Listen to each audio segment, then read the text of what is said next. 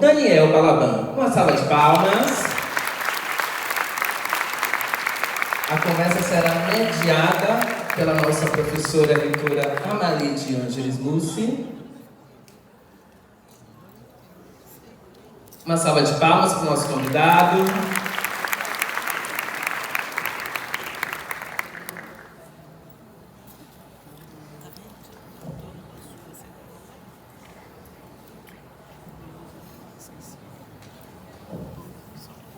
Que honra recebê-lo, professor Daniel Balaban. Eu, Silvone e Soane tivemos a honra, por favor, sente-se, tivemos a honra de conhecê-lo num seminário, quando aconteceu o seminário de reitores para as universidades brasileiras, no ano passado. E a sua fala no combate à fome, à pobreza, à questão alimentar, nos emocionou muito, não foi mesmo, Silvone, né? Soane, nós que estávamos lá. Nós temos a certeza que inaugurar esse congresso, pensado há mais de um ano realmente, com a sua presença, muito nos enaltece. Daniel é diretor do Centro de Excelência contra a Fome e representante do Programa Mundial de Alimentos da ONU no Brasil. Economista, como nosso querido Felipe Listonjado já disse, mestre em Relações Internacionais e ex-presidente da FNDE, Daniel foi um dos principais articuladores da Lei Brasileira de Alimentação Escolar. Sua trajetória conecta educação, políticas públicas e cidadania global. Ele traz consigo a experiência de quem percorre o mundo combatendo a desigualdade, mas que sabe, assim como nós, que a verdadeira mudança começa com a educação e com a soberania alimentar. Sua presença aqui hoje nos provoca a pensar como a nossa identidade sertaneja pode contribuir para uma cidadania global mais justa e mais solidária. Daniel, seja muito bem-vindo à nossa casa. O Sertão e a Universidade Estadual de Feira de Santana te recebem de braços abertos. Bom, muito obrigado, boa noite. Eu vou ficar de pé, porque eu não sei falar sentado, tenho esses problemas. Mas, reitora, eu estava aqui, ouvindo vocês todas nessa comemoração de 50 anos de uma universidade tão importante. E eu me lembro que esses dias eu estava no aeroporto, para variar, o voo atrasou, e aí eu peguei meu celular, fiquei ali mexendo um pouquinho, daqui a pouco, como nada por acaso, caiu para mim um discurso de um português chamado José Saramago. Ele é o único em língua portuguesa que ganhou um prêmio Nobel de literatura. E o discurso dele, para receber o prêmio Nobel, no longínquo ano de 1998, ele já merece um outro Nobel só pelo discurso. Quem quiser, é só procurar aqui no Google, cai o discurso, 2 páginas, rapidinho. Mas o discurso dele me chama muito a atenção, porque há muitos anos atrás ele já estava levantando um problema do planeta que nós ainda não tínhamos nos dado conta. E dentro desse discurso tem uma frase que é simplesmente mostra a situação que nós vivemos hoje. A frase é a seguinte: nós chegamos mais facilmente a Marte do que ao nosso próximo.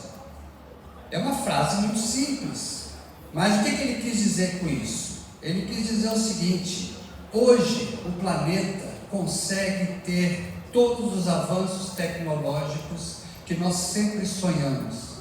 Então nós temos nanotecnologia, nós avançamos na ciência, nós temos um celular que nós falamos com qualquer parte do planeta, ao vivo, enxergando a pessoa. Nós temos inteligência artificial que está fazendo um estrago danado, faz qualquer coisa, e cada vez acelerando mais. Enquanto isso, nós temos um planeta que tem 10% da população, 800 milhões de pessoas, que agora, nesse momento, não tem o que comer. Aí a gente fica pensando, será que nós somos tão estúpidos, não sabemos resolver o problema fome? Ou será que nós não temos vontade para resolver o problema da fome. Essa segunda opção é que é a verdadeira. O mundo até hoje não acordou para as desigualdades sociais, não acordou para o nosso próximo, como dizia José Saramago, porque não existe interesse no planeta de resolver esse problema. Enquanto isso, nós temos uma quantidade enorme de pessoas que estão nessa situação, e essas pessoas não são culpadas, essas pessoas são vítimas de um sistema que faz com que os pobres fiquem cada vez mais pobres e aquela quantidade ínfima de ricos fique cada vez mais rica. Isso mostrou, nós passamos um ano e meio, com a Covid, no qual a maioria das pessoas teve que ficar em casa, e os bilionários ficaram cada vez mais bilionários, sem fazer absolutamente nada.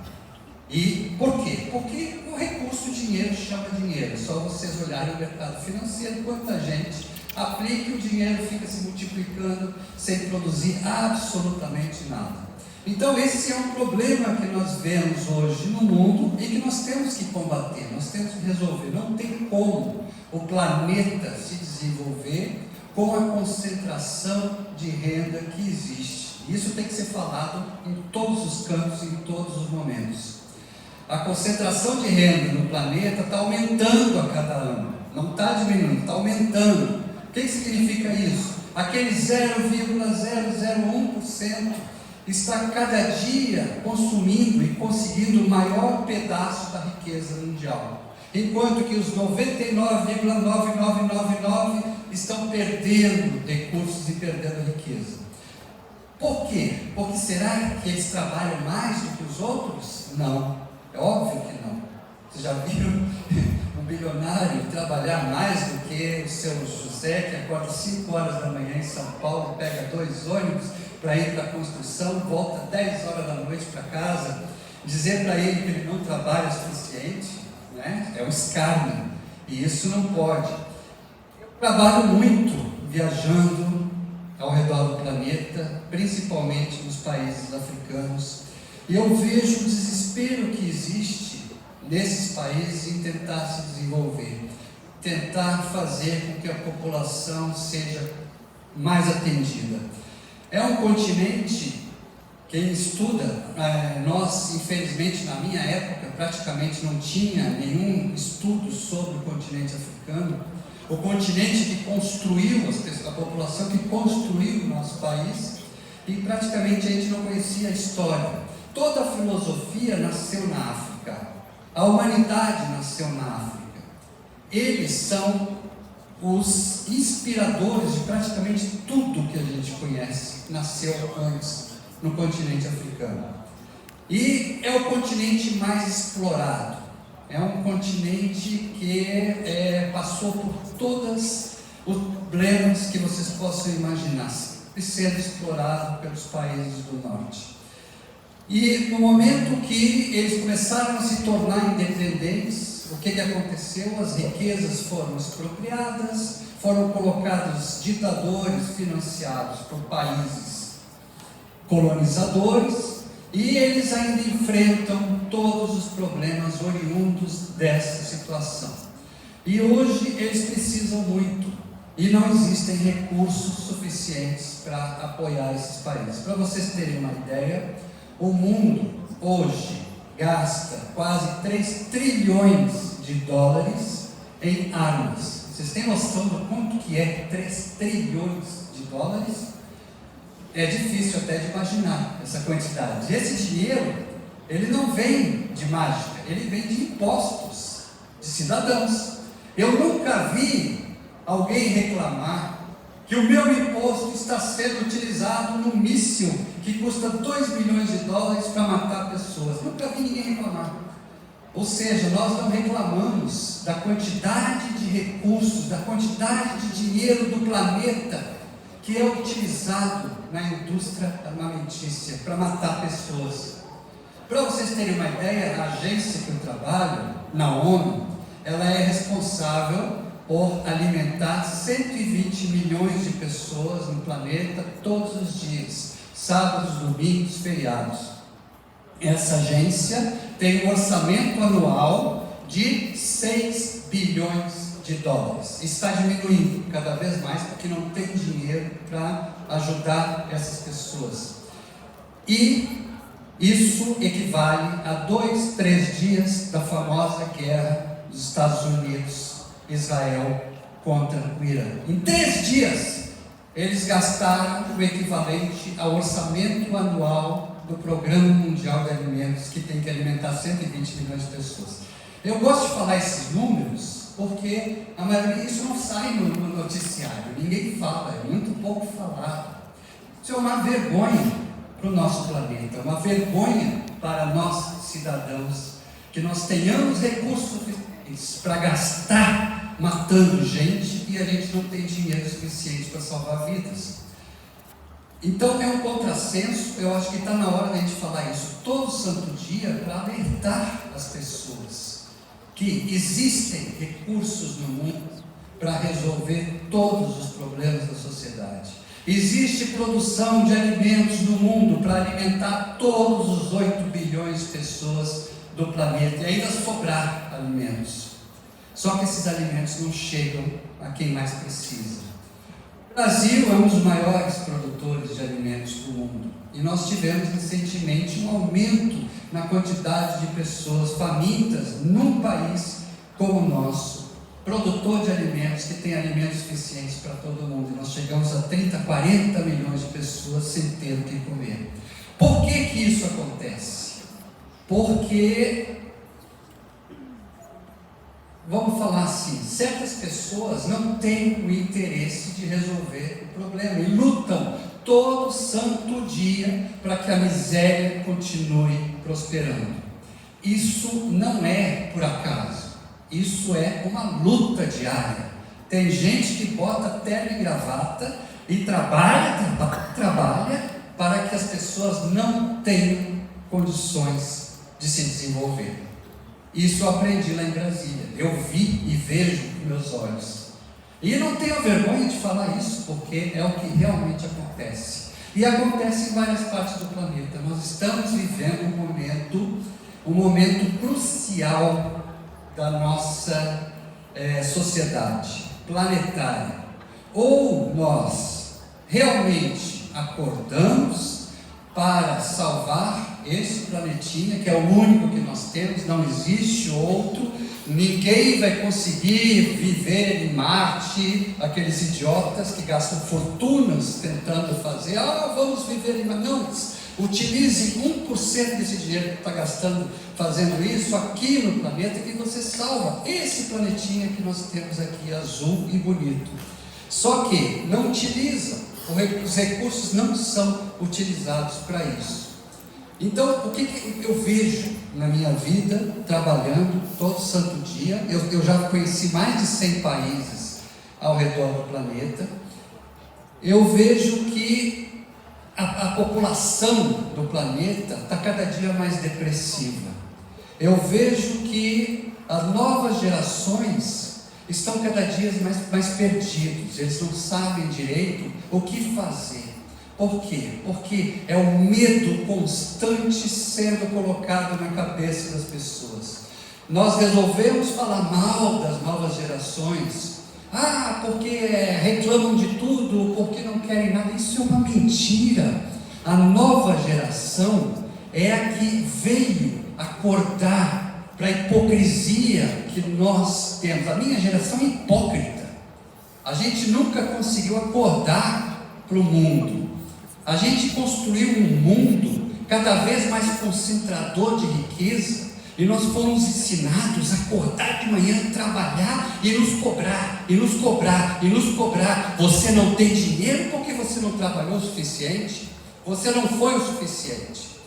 O que é uma imbecilidade. Eu conheço gente muito melhor do que eu e que não conseguiu, porque a gente sabe das vicissitudes da vida, a gente sabe que não depende só da gente, mas a gente tem essa mania, todo mundo, meritocracia, e é algo que nós sabemos que não funciona, que não é desse jeito.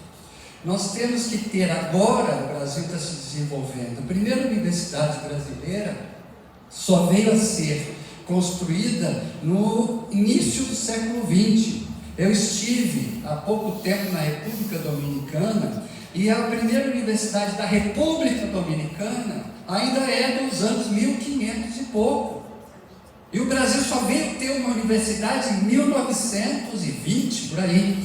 Então, vê como o Brasil demorou para ter uma universidade.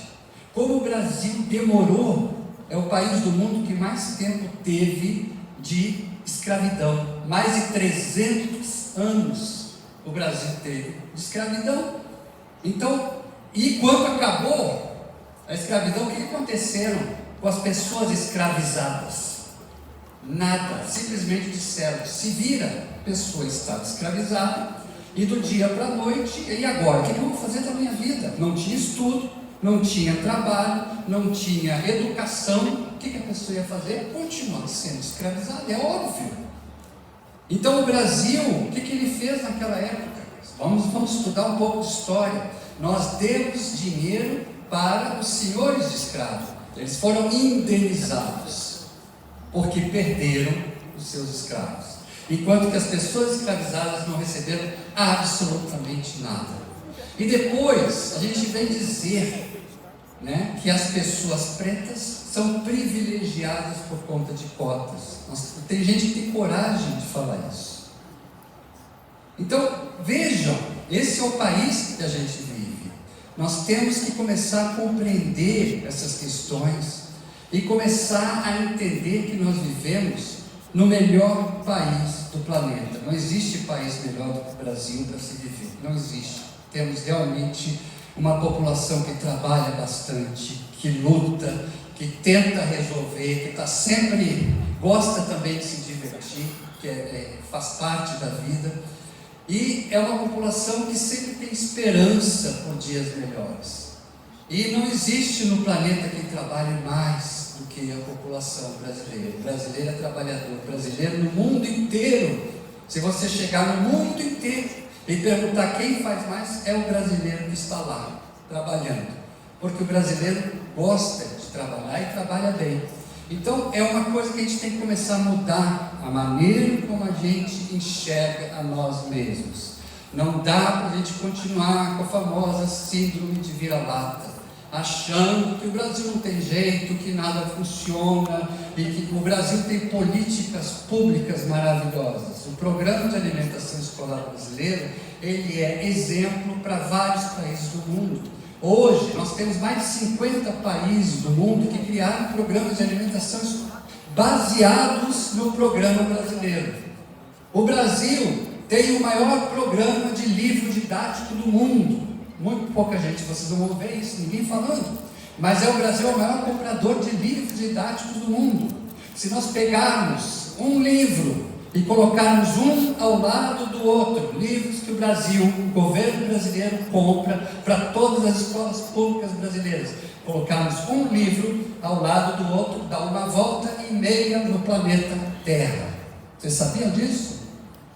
E o Brasil criou um sistema de livro didático no qual todas as pessoas, todas as escolas escolhem um livro, e são livros privados, não são livros públicos, são livros feitos por editores privados. E elas escolhem o livro que elas querem, de matemática, de ciência, de história, de geografia, de acordo com a sua linha didática. Então, isso é uma política pública.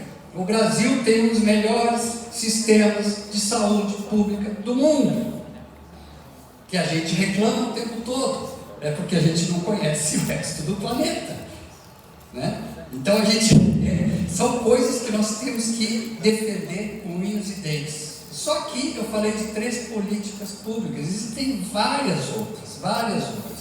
O Brasil é um dos países do mundo que mais tem políticas de apoio à agricultura familiar. Vários países do mundo vêm ao Brasil para conhecer as políticas de apoio à agricultura familiar brasileira. E tudo isso é muito importante para a gente compreender que tem muita coisa boa, tem políticas de Estado aqui no país que nós temos que defender. Por quê? É tão difícil construir, mas destruir é muito rápido. E só se destrói aquilo que nós não conhecemos, que nós não defendemos. Se você não defende o SUS, ele pode ser destruído amanhã. Se você não defende o programa de alimentação escolar, ele pode ser destruído amanhã. Então, quanto mais cidadãos, quanto mais pessoas compreenderem a importância dessas políticas públicas, mais difícil será destruí-las. E para isso, nós, das universidades, nós temos o dever de discutir essas questões e discutir cidadania. Uma coisa que eu sempre digo, que eu acho que é muito legal nos países nórdicos, né, que são os países europeus, nórdicos, escandinavos, Noruega, Islândia, Finlândia, Dinamarca, esses países discutem desde o primeiro dia de sala de aula cidadania. E cidadania deve ser discutido, conversado. Aqui no Brasil, a gente, quando vai falar de cidadania, vai falar de política, aí tem gente que diz que a escola não é lugar para discutir. A escola é o maior lugar para discutir as questões relacionadas à cidadania. Escola sem partido, quer dizer, não pode discutir cidadania, mas podem outros temas e colocar militares. Lá em Brasília, onde eu moro, a maioria das escolas, as crianças não querem mais ir para a escola. Por quê? Porque virou um exército. O guri tem que andar de cabeça baixa. A menina tem que estar com o cabelo não sei das quantas. Eles não podem fazer nada. Por quê? Porque botaram um bando de militar aposentado para ficar enchendo o saco dos meninos dentro da sala de aula. Em lugar de militar não é escola. Desculpa dizer isso. Mas nunca deu certo em país do mundo nenhum tem isso. E nós inventamos essa jabuticaba aqui no Brasil. Então está na hora da gente começar a discutir mais cidadania, da gente começar a orientar as pessoas naquilo que é mais importante, para que a gente se desenvolva. O Brasil, é um dos países mais concentradores de renda do mundo. Apesar de que o Brasil sempre esteve entre os 10 maiores economias do planeta, o Brasil também é um dos países que mais tem concentração de renda, mais desiguais do planeta. O que significa isso? Significa que uma parcela muito pequena da população, uma elite, detém mais de 90% da riqueza do país. E como é que se faz para desconcentrar renda num país como o Brasil? Exatamente o que foi feito há pouco tempo. O aumento real do salário mínimo, que é tão pouquinho, ele tem um impacto tão grande na economia que vocês não conseguem imaginar. Por isso que existem pessoas que defendem que não tenha aumento real do salário mínimo. Então, agora que nós tivemos o imposto de renda para pessoas que ganham até 5 mil reais, que ficam isentos, vocês não imaginam como foi difícil aprovar uma questão como essa, e aprovar que pessoas que ganham de 50, 60, 70, 100 mil reais pagassem um pouquinho a mais do imposto de renda. Então, isso, meu Deus, não sei o que, mas em qualquer lugar isso se chama justiça fiscal. Quem ganha mais, paga mais percentualmente do que quem ganha menos. Não é justiça, está errado isso. Mas muitos, como assim? Estamos taxando as pessoas que estão ganhando mais, isso não é justo. Mas é justo, é assim que se faz a desconcentração de renda, fazendo com que o país seja um pouquinho mais justo no futuro. Então, todas as leis que vêm nessa direção, existe uma dificuldade enorme para que elas sejam aprovadas. Por quê? Porque, é óbvio, o Congresso brasileiro, como de vários países, ele representa as forças de poder, e quem tem mais poder são as pessoas que têm dinheiro, que têm recursos, que bancam. Então é óbvio que a quantidade de pessoas que estão lá estão defendendo outras pautas, muito mais, para elas, muito mais importantes do que fazer com que a população se desenvolva.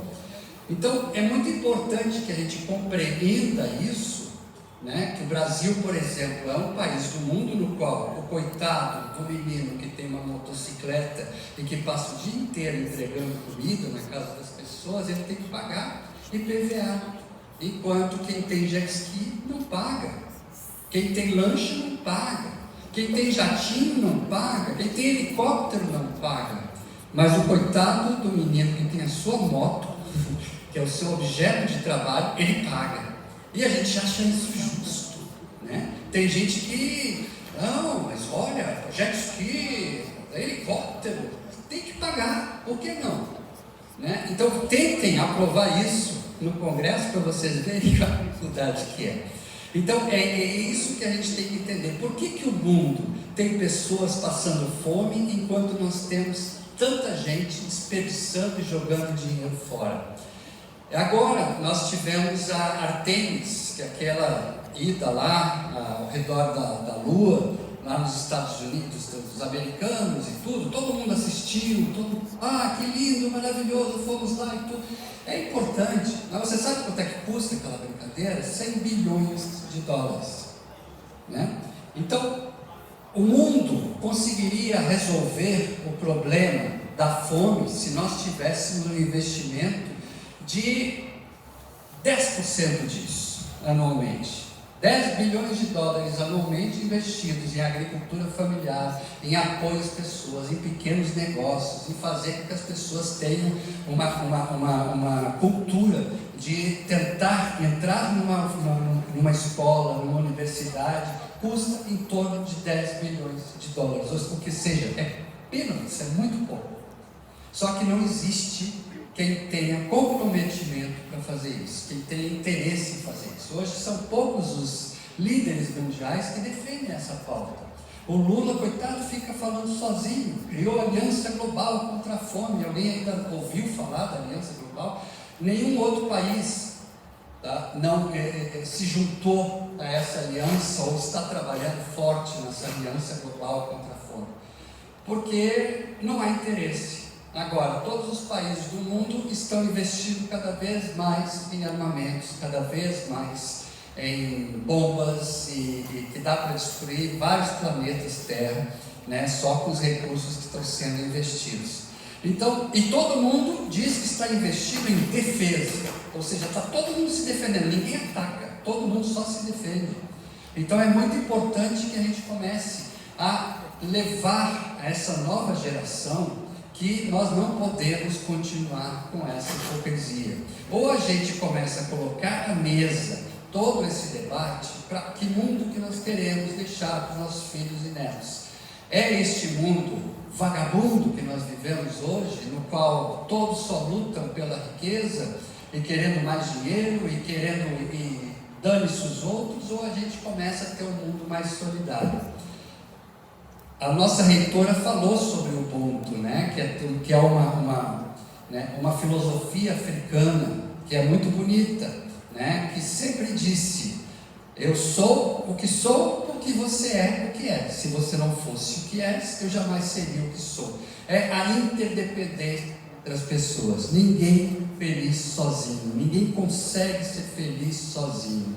A gente só vai dar um novo salto evolutivo na humanidade o dia que nós entendermos que cooperar é muito mais efetivo, é muito melhor do que competir.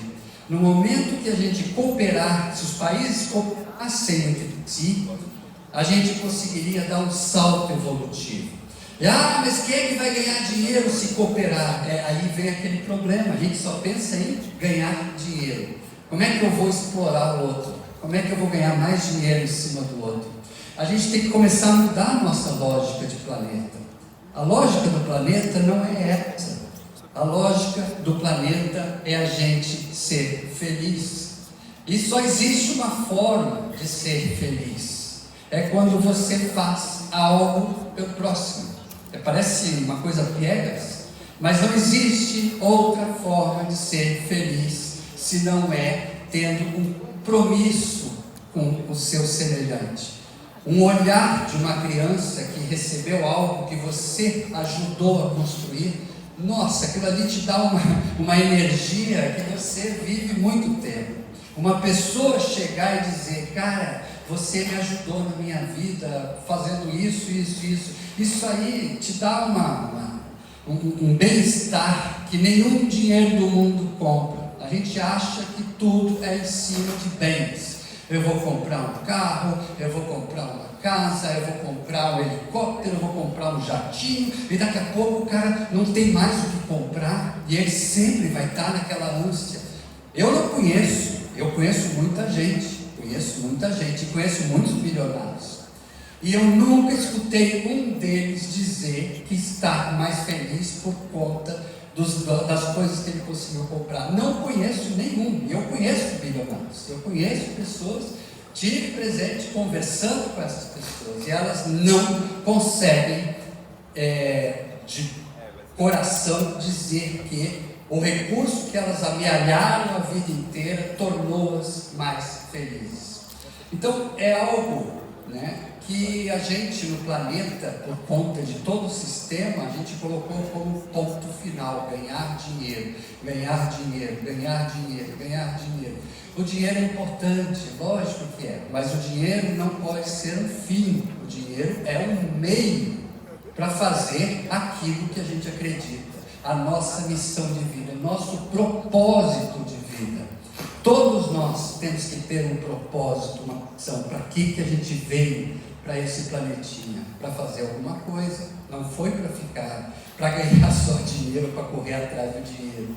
Então, o dia que a gente mudar esse pensamento, começar a compreender que existem coisas muito mais importantes do que isso, a gente vai ser mais feliz, a gente vai ter dado o salto, nós seremos cidadãos melhores, a gente vai olhar para o nosso próximo como alguém que necessita do nosso apoio.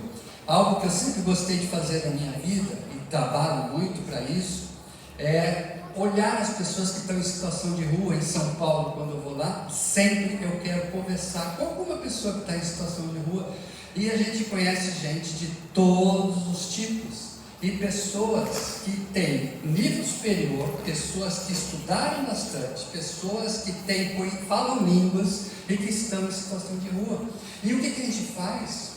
A gente fica julgando essas pessoas, e a gente tem que parar de julgar as pessoas, a gente tem que começar a respeitá-las. Se eu tivesse na situação passada que essas pessoas passaram, eu estaria na mesma situação que elas.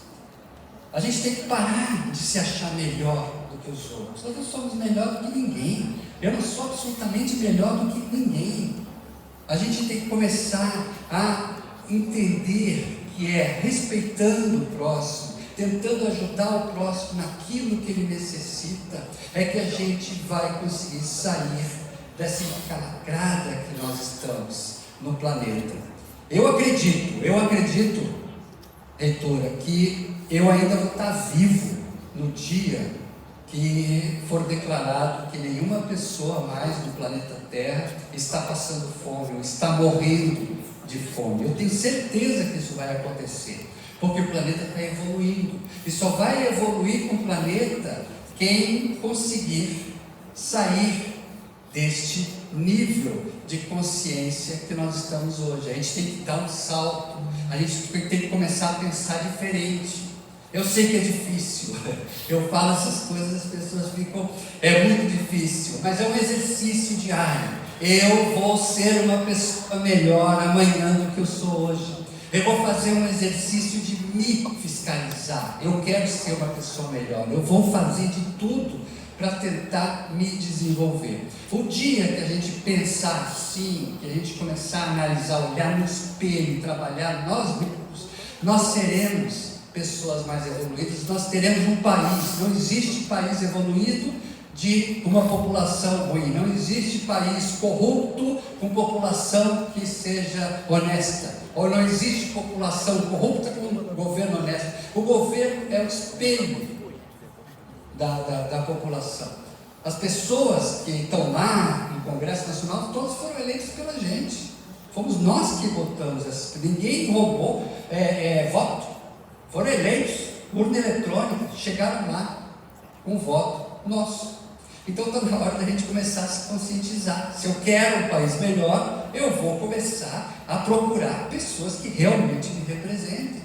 Então é um trabalho de formiguinha, é um trabalho difícil, mas eu acredito que é possível que a gente consiga, ao longo do tempo, conscientizando as pessoas, discutindo com as pessoas, a gente vai conseguir ter um país melhor. Um sonho que eu tenho é a gente sentar na mesa de bar e conseguir discutir política pública, discutir o orçamento público brasileiro da mesma forma que a gente fala de BBB, de futebol. Todo mundo conhece o nome daqueles 20 idiotas que entram no BBB, decora, mas ninguém sabe o nome de uma política pública, ou como funciona o orçamento público brasileiro.